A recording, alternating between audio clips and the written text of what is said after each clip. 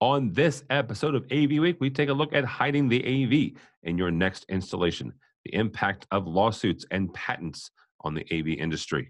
And Kramer has a new CEO. All that and more next on AV Week. The network for the AV industry. What are you listening to? This is AV. This is AVNation. This is AVNation. This is AV Week, episode 430, recorded Friday, November 15th, 2019. See No AV. Support for AVNation is brought to you by Vadio, makers of the new NDI professional broadcast camera, the RoboShot 30E NDI. And by Chief, the global leader in commercial AV mounting solutions. And by FSR. And by Biamp. This is AV Week, your weekly wrap-up of audio-visual news and information. My name is Tim Albright. I am your host. With us to discuss the news and information we have gathered this week. First and foremost, my buddy and pal, Mr. Jeremy Caldera from IAS, and also with Vix. I got to hang out with him last week in New Orleans. How are you, sir? I am excellent, Tim. Also with us, the man with the most colorful shirt in the world of AV. His name is Joel Carroll, and he is with Wolf Vision. Welcome, sir. Thank you, Tim. Good to be here.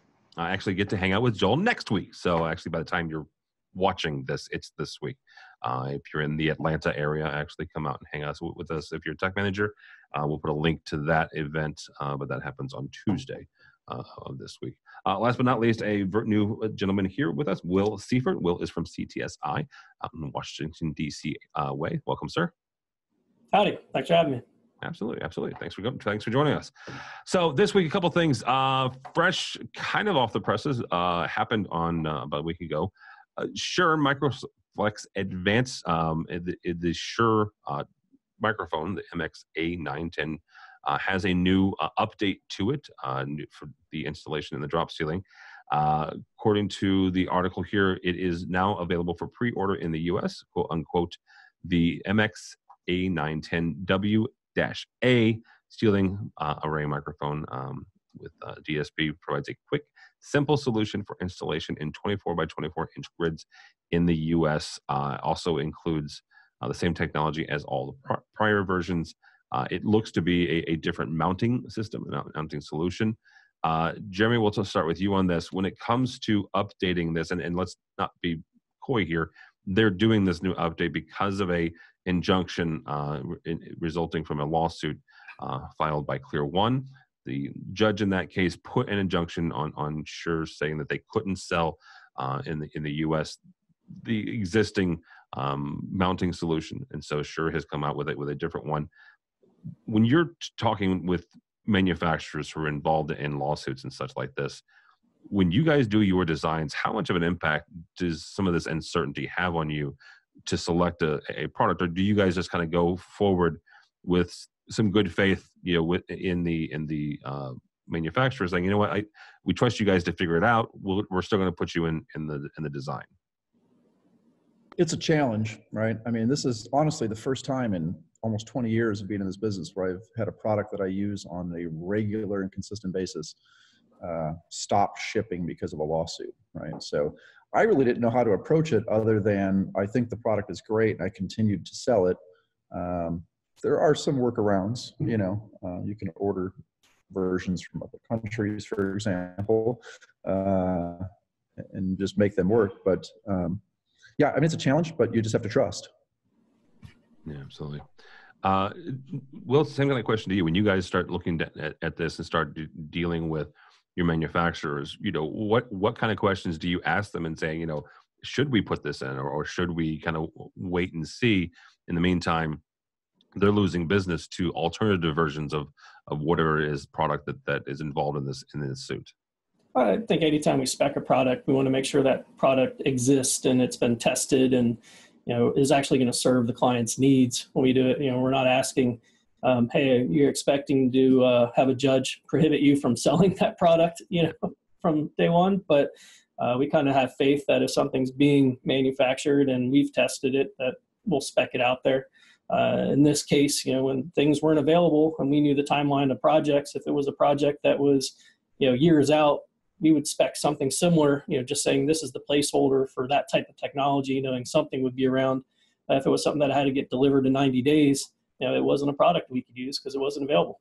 Yeah, because of that short timeline. Is it something contractually, and I understand that there are different folks have different legal bindings that you can put, in that placeholder, or is it something where you have to put in the actual product, the model number and everything, even though the job may be, 16, 18 months down the road?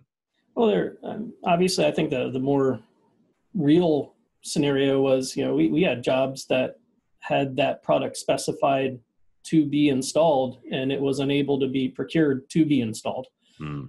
That's where you run into other issues, and that's where working with the different manufacturers and having a good line of communication is always beneficial, making sure the clients are well informed too as to what's going on and what the choices are. Yeah, absolutely.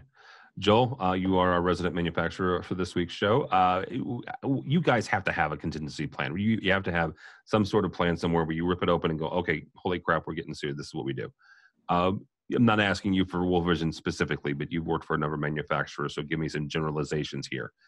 When that happens, or if that happens, what does that look like from a manufacturer standpoint? What is your guys's, or in general, what does a manufacturer need to do and to not only serve their clients, but also help them serve their clients as well?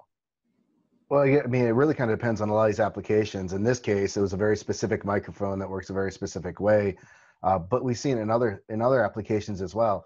A lot of it I think is going to be company dependent, to be honest, Tim. I mean, if you're a company like the Extrons and the Atlonas and some of these other guys, typically they'd have a lot of other solutions that might be able to recommend to get around to maybe suggest, here's another way to do the same thing. When it's a very specific type product, I have to say from a sales management standpoint, what I do now, that would really hurt me almost personally, because I'd have to make that phone call and be like, hey, guys, I'm sorry, I can't deliver because of this, because of that, and I don't have another solution because we've only got one option. Yeah. I mean, at the roles that most of us are in, it's not the most comfortable conversation to pick up that phone and go, hey, you got to hang on a minute.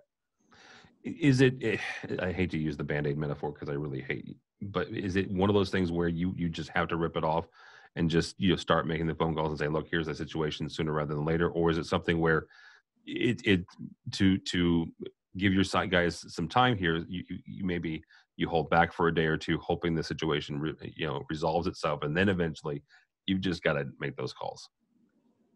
Not being an expert at anything in the legal world, anything that comes legal takes forever. I mean, it's just, so to me, it's a BandAid process. I mean, for me personally, and when I'm told this is what's going on, or if I ever am in that situation, I'd rather just rip it off and let them know. Because the sooner I'm able to let those customers know what's going on, they can make a decision for what's best for them. To me, in my opinion, the worst thing we can do is hold back and say, just wait, which then is going to continue to hurt the dealers, the customers, whoever it is that's waiting for that specific product to come in. I don't think waiting would be the right way, in my opinion. And news doesn't age like wine. Yeah, absolutely. That's true. Thank you so much for watching the first segment of this week's AV Week. To see the entire episode where we talk about miniaturization in AV and also Kramer's new CEO, click on the link below or just go by the website, avnation.tv. That's avnation.tv.